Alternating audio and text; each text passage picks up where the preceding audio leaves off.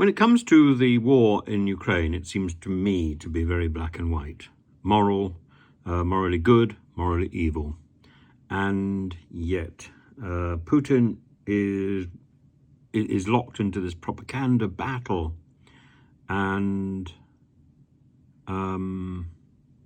we're told. So we've got the propaganda being fed out by the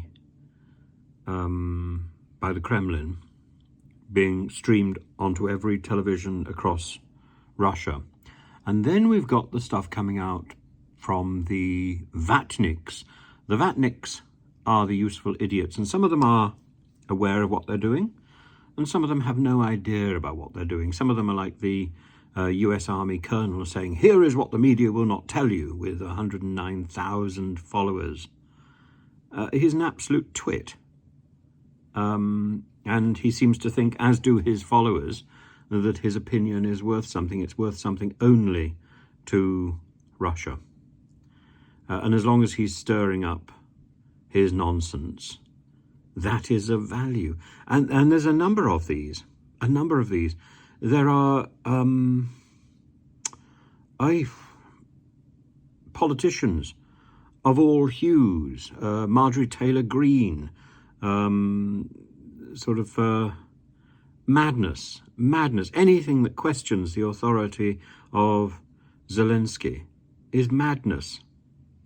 And then there's the idea of Ukraine as a bastion for Nazis. Well, yes, Ukraine had a very negative experience during the Second World War.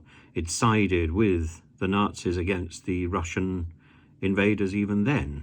And yes, Bandera led a sort of Nazi drive, and you can't find an area of Russia which was more anti-Semitic and which was more enthusiastic about getting rid of the Jews.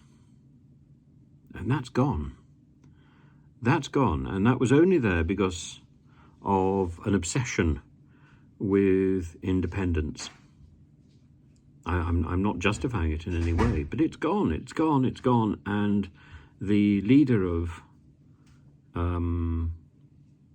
modern Ukraine is Jewish. It is nonsense to think that anything else is there. And yes, Bandera, his statue was put up, but Bandera was a symbol of independence, but he was also somebody who was tarred with anti-Semitism and with pro-Nazi sympathies. But that doesn't necessarily mean that he was not also leading an independence movement. And trying to square that circle has been very difficult, and perhaps a foolish circle to even attempt to square. The Ukrainians tried it. The Ukrainians suffered, but I don't believe Ukraine is a Nazi state. This is Russian propaganda, and anybody who popularizes the idea that Ukraine is Nazi is simply feeding into the narrative of the vatniks or the tankies or whatever you want to call them.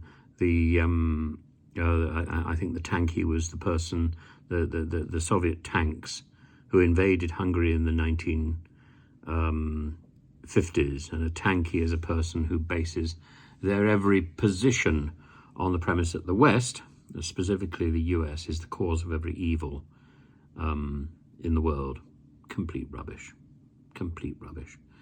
People have to climb off their desks and recognize that all this tribalism, or this absurd tribalism, is being engineered and encouraged by the Kremlin and by their cronies.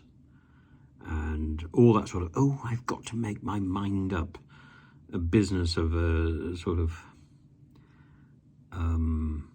obsessive attitude about devouring the news, as if the opinion is going to matter. There is only one right and only one wrong, and it's clear as day. Zelensky is right, Putin is wrong. And that, I'm sure, will get muddied as the weeks and months develop. But we need a starting position, and we need to be clear about that starting position. And Putin has been very successful, and the British government in particular have been extraordinarily dilatory in their response to Putin's astonishingly good propaganda drive, not only against his own people but also elsewhere. But it's against his own people which is the important bit, and we have done nothing to counter that. It's self-serving, selfish, and short-sighted politics at its worst.